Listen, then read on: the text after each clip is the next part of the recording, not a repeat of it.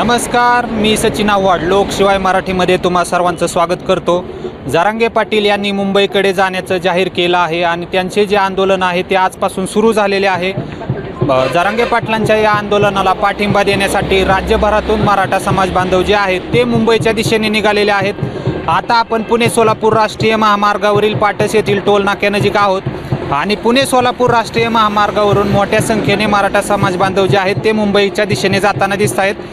नेमक्या मराठा समाज बांधवांच्या भावना काय आहेत हे आपण त्यांच्याकडूनच जाणून घेऊया। काय सांग? एक मराठा लाख मराठा कोण म्हणतो देत नाही घेतल्याशिवाय राहत नाही। आता म्हणजे मराठ्याला आरक्षण मिळालंच पाहिजे। जरांगे पाटील यांच्या पाठीशी आम्ही खंबीर आहे आणि मुंबईमध्ये आझाद मैदानात जाऊन आम्ही घुसणार म्हणजे घुसणार आणि आरक्षण दिल्याशिवाय पर्याय नाही सरकारला, देवेंद्र फडणवीसला, एकनाथ शिंदे, अजितदादा। तर ह्यांना असणार तर सुख लागणार आहे आणि असणार मराठ्याच्या लेकरांना शिकून असणार काय उपयोग आतापर्यंत झालेला नाही, नोकऱ्या नाही काय नाही आणि मराठ्याची अवस्था अवघड झालेली आहे। पहिलंच ओबीसी आरक्षण आहे, आम्हाला आमचं हक्काचं आरक्षण आम्ही मागतोय आणि आम्हाला हे आरक्षण मिळालं पाहिजे, न्याय मिळाला पाहिजे जरांगे पाटलाला आणि सर्व मराठ्यांना, एवढीच आमची अपेक्षा आहे। एवढं बोलून मी आताच आपण यांच्याशी चर्चा केलेली आहे। आझाद मैदानात घुसणार म्हणजे घुसणारच असा निर्धार जो आहे तो या काकांनी व्यक्त केलेला आहे। आपल्यासोबत चर्चा करण्यासाठी आणखी काही जण आहेत। काय नाव काका तुमचं? मी डॉक्टर विकास पवार, मी धाराशिव जिल्ह्यातून आम्ही आलेलो आहेत। आमचा हा जो ताफा आहे तो धाराशिव जिल्ह्यातून आमच्या कमीत कमी 25,000 गाड्या आलेल्या आहेत आणि आमच्या प्रमुख मागण्या आहेत की मेन हैदराबाद गॅजेट लागू व्हावं, तसंच सातारा संस्थांचं गॅजेट, बॉम्बे गॅजेट आणि जे आमच्या मराठा बांधवावर गुन्हे दाखल झालेले आहेत ते तात्काळ माघारी घेणं हे शासनानं ह्यावर लक्ष देणं गरजेचं आहे। आणि जर का ह्या गोष्टी आमच्या ह्या मंजूर झाल्या नाहीत तर मग आम्ही मुंबई काय सोडणार नाही, आम्ही तिथंच ठेया म्हणून बसणार आहे। मुंबई सोडणार नाही असा निर्धार जो आहे तो तुम्ही व्यक्त करताय। नेमकी इथून पुढची तुमची रूपरेषा कशी असणार आहे? आता पाटलांच्या मार्गदर्शनाखाली हा जो आमचा ताफा चाललेला आहे हे पूर्ण महाराष्ट्रातून आहे। तर आम्ही त्यांच्या मार्गदर्शनाखाली तिथं सुरुवातीला ठिय्या आंदोलनच करणार आहे। आजचा मुक्काम कोठे असणार आहे? आजचा मुक्काम आमच्या म्हणजे जिल्ह्याचा आम्ही आळंदीत थांबतोय आणि नंतर तळेगाव मार्गे पाटलांसोबत आम्ही कंटिन्यू करतोय। काय वाटतं तुम्हाला, आंदोलनाला यश येईल का? नक्कीच शासनानं जर याकडे दुर्लक्ष केलं तर मग ते खूप शासनाला पण माहिती आहे मागात पडेल, कारण आमचं खूप नुकसान झालं आतापर्यंत। जे की आमच्या हक्काचं आहे ते तर आम्ही मागतोय, असं काय वेगळं काय मागत नाही आहे। आमच्या हक्काचं आरक्षण जे आहे ते आम्ही मागतोय असं देखील यांनी सांगितलेलं आहे। काय सांगाल, काय भावना आहेत तुमच्या? 1982 साली अण्णासाहेब पाटलाचा पहिला हुतात्मा गेले की त्यावेळेसपासून आजतागायत भरपूर हुतात्मा पण गेलेत। शासनाने सतत चालढकल करीत आणलेले। गेल्या वेळेस महामोर्चा निघालेला त्यावेळेस माननीय मुख्यमंत्री एकनाथजी शिंदे यांना आश्वासन दिलं पण त्यांचं पूर्तता केलेली नाही आणि उपमुख्यमंत्री अजित पवार होते त्यावेळेस आणि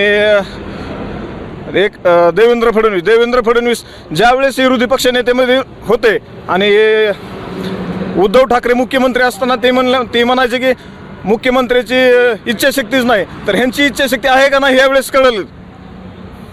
राज्यकर्त्यांची इच्छाशक्ती आहे की नाही ते यावेळेस कळेल असं देखील एका समाज बांधवांनी मत जे आहे ते आपल्यासोबत व्यक्त केलेलं आहे।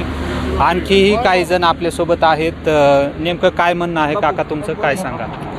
आरक्षण मनोजदादांनी जो आरक्षणचा जे ठेया मांडलेला आहे ते आम्ही आरक्षण घेतल्याशिवाय येणारच नाही परत। कशी रूपरेषा असणार आहे? तुम्ही कोणत्या गावावरून आलाय, कुठे चाललाय, कसा कार्यक्रम असणार आहे? आम्ही शिरसाव तालुका परांडा जिल्हा धाराशिवमधून आलेलो आहे आणि पहिला मुक्काम आमचा पुण्यात होणार आहे। दादासोबत आम्ही तळेगाववरून निघणार आहे। तळेगाव आज पुण्यात राहणार आहेत आणि मनोज जरांगे पाटलांसोबत ते पुढच्या प्रवासामध्ये जाणार आहेत। काय सांगाल, काय भावना आहे? दादाचा दुसरा मुक्काम आता कुठे आपल्याला ते का माहीत नाही। एकंदरीत हे जे आंदोलन चालू आहे यामध्ये कशा पद्धतीने लढा उभारला जाणार आहे, काय मागण्या आहेत, काय सांगाल? मराठा आणि कुणबी एकच आहे आणि आता आमच्या डॉक्टर विकास पवारांनी पण सांगितलं ना की हैदराबाद गॅजेट लागू करा, सातारा संस्थाचं गॅजेट, बॉम्बे गॅजेट लागू करा. ही तिन्ही मागण्या एकच आहेत ना, आणि सगळे सोयऱ्याची अंमलबजावणी करावी अशी आमची सरकारला विनंती आहे ना. बाकी काय दादा जो निर्णय घेतील तो आम्ही मान्य ना. दादा 2 वर्ष झालं, 2 वर्ष झालं आम्ही दादाच्या पाठीशी खंबीरपणे उभे आहोत. स्वखर्चाला सगळं.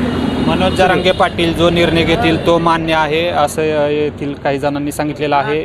आणखी काही तरुण मुलं देखील आहेत आपल्यासोबत. काय सांगाल? पुढे या तुम्ही थोडंसं. मोठी पाटील बोला बोला.